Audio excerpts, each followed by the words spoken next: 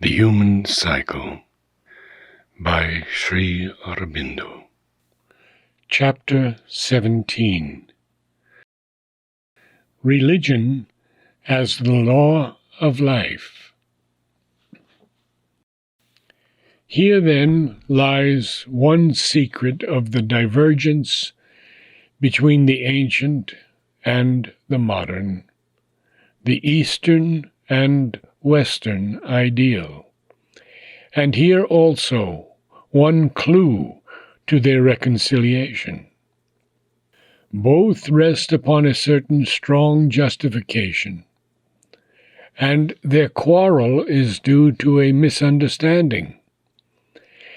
It is true, in a sense, that religion should be the dominant thing in life, its light and law, but religion as it should be and is in its inner nature, its fundamental law of being, a seeking after God, the cult of spirituality, the opening of the deepest life of the soul to the indwelling Godhead, the eternal omnipresence. On the other hand, it is true that religion, when it identifies itself only with a creed, a cult, a church, a system of ceremonial forms, may well become a retarding force, and there may therefore arise a necessity for the human spirit to reject its control over the varied activities of life.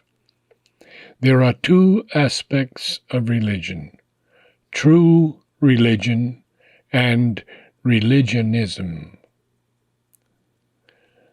True religion is spiritual religion, that which seeks to live in the Spirit, in what is beyond the intellect, beyond the aesthetic and ethical and practical being of man, and to inform and govern these members of our being by the higher light and law of the Spirit. Religionism, on the contrary, entrenches itself in some narrow pietistic exaltation of the lower members, or lays exclusive stress on intellectual dogmas, forms, and ceremonies, on some fixed and rigid moral code, on some religio-political or religio-social system. Not that these things are altogether negligible, or that they must be unworthy or unnecessary, or that a spiritual religion need disdain the aid of forms, ceremonies, creeds, or systems. On the contrary, they are needed by man because the lower members have to be exalted and raised before they can be fully spiritualized, before they can directly feel the Spirit and obey its law. An intellectual formula is often needed by the thinking and reasoning mind, a form or ceremony by the aesthetic temperament or other parts of the infrarational being, a set moral code by man's vital nature in their turn towards the inner life. But these things are aids and supports, not the essence. Precisely because they belong to the rational and infrarational parts, they can be nothing more, and, if too blindly insisted on, may even hamper the suprarational light. Such as they are, they have to be offered to man and used by him, but not to be imposed on him as his sole law by a forced and inflexible domination. In the use of them, toleration and free permission of variation is the first rule which should be observed. The spiritual essence of religion is alone the one thing supremely needful, the thing to which we have always to hold and subordinate to it every other element or motive. But here comes in an ambiguity which brings in a deeper source of divergence. For by spirituality, religion seems often to mean something remote from earthly life, different from it, hostile to it. It seems to condemn the pursuit of earthly aims as a trend opposed to the turn to a spiritual life, and the hopes of man on earth as an illusion or a vanity incompatible with the hope of man in heaven. The spirit then becomes something aloof, which man can only reach by throwing away the life of his lower members. Either he must abandon this nether life after a certain point, when it has served its purpose, or must persistently discourage, mortify, and kill it. If that be the true sense of religion, then obviously religion has no positive message for human society in the proper field of social effort, hope, and aspiration, or for the individual in any of the lower members of his being. For each principle of our nature seeks naturally for perfection in its own sphere, and if it is to obey a higher power, it must be because that power gives it a greater perfection and a fuller satisfaction even in its own field. But if perfectibility is denied to it, and therefore the aspiration to perfection taken away by the spiritual urge, then it must either lose faith in itself and the power to pursue the natural expansion of its energies and activities, or it must reject the call of the Spirit in order to follow its own bend and law, dharma. This quarrel between earth and heaven, between the Spirit and its members, becomes still more sterilizing if spirituality takes the form of a religion of sorrow and suffering and austere mortification, and the gospel of the vanity of things. In its exaggeration, it leads to such nightmares of the soul as that terrible gloom and hopelessness of the Middle Ages in their worst moment, when the one hope of mankind seemed to be in the approaching and expected end of the world, an inevitable and desirable pralaya. But even in less pronounced and intolerant forms of this pessimistic attitude with regard to the world, it becomes a force for the discouragement of life, and cannot, therefore, be a true law and guide for life.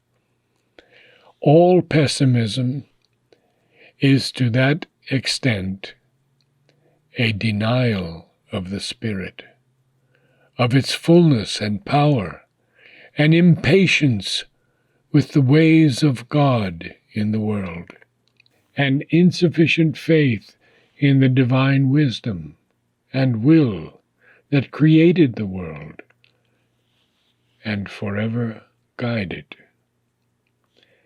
It admits a wrong notion about that supreme wisdom and power, and therefore cannot itself be the supreme wisdom and power of the Spirit, to which the world can look for guidance and for the uplifting of its whole life towards the divine.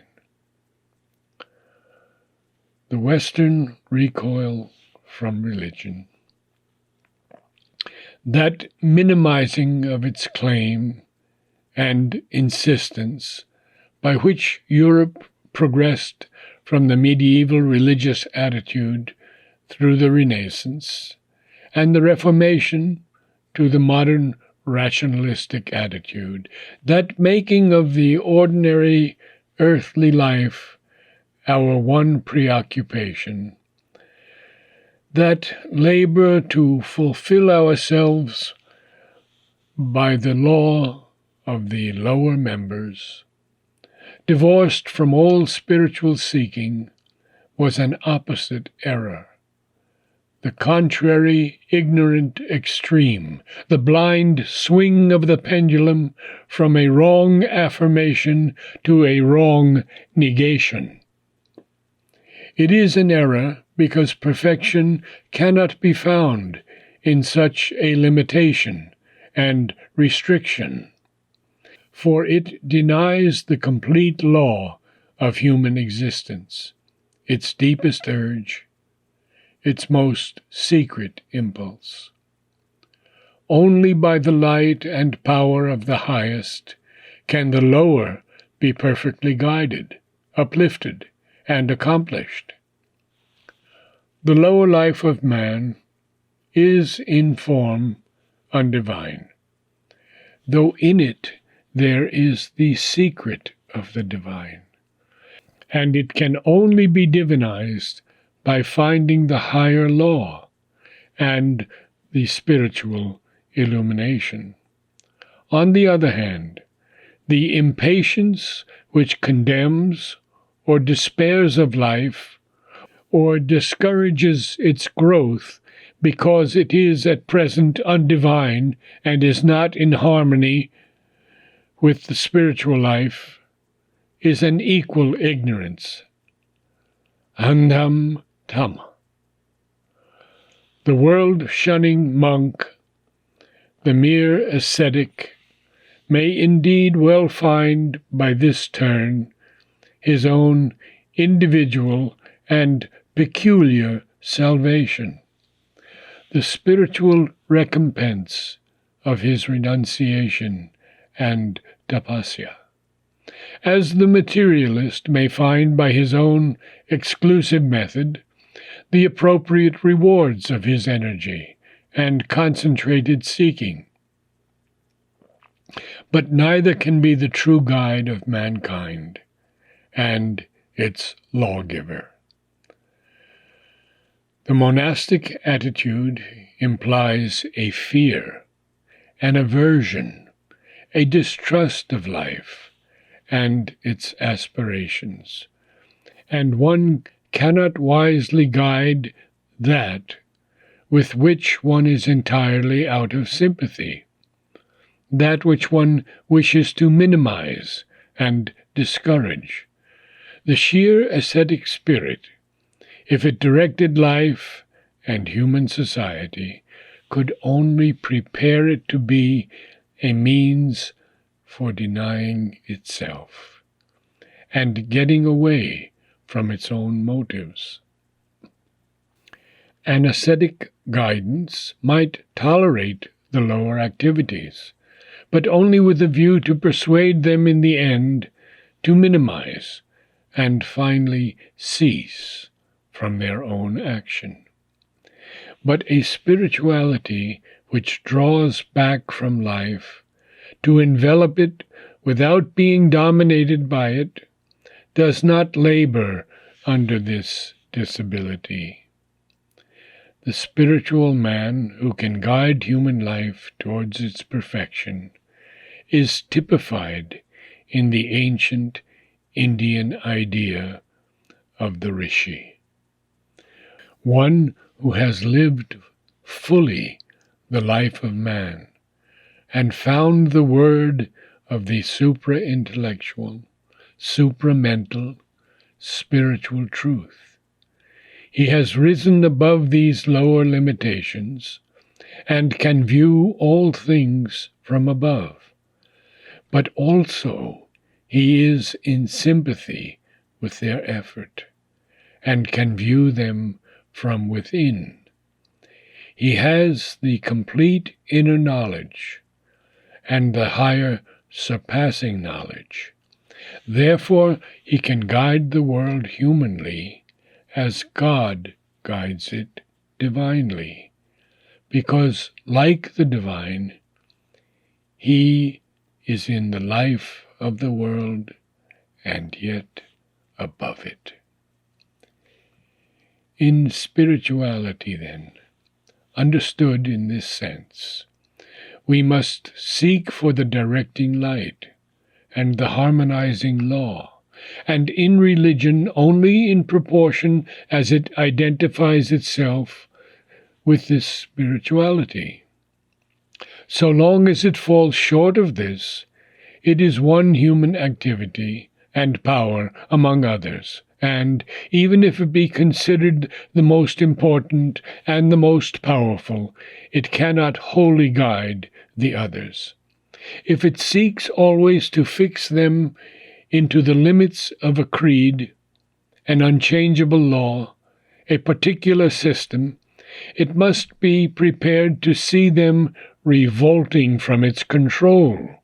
For although they may accept this impress for a time and greatly profit by it, in the end they must move by the law of their being towards a freer activity and an untrammeled movement.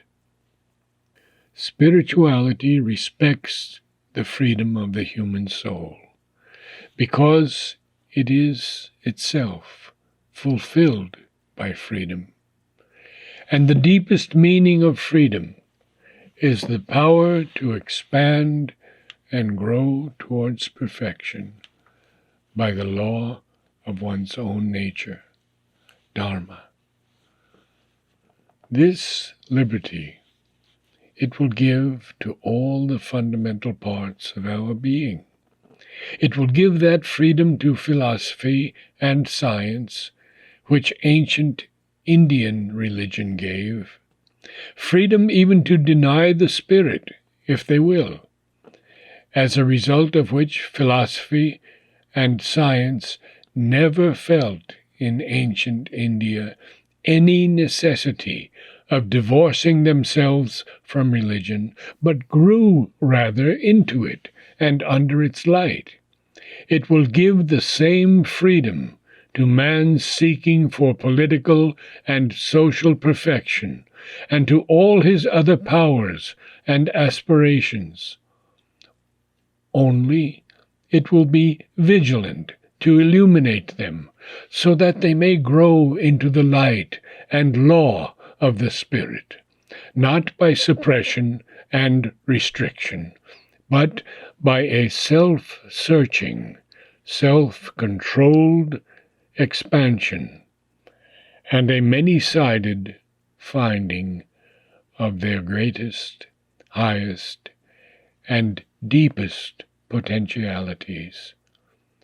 For all these are the potentialities of the Spirit.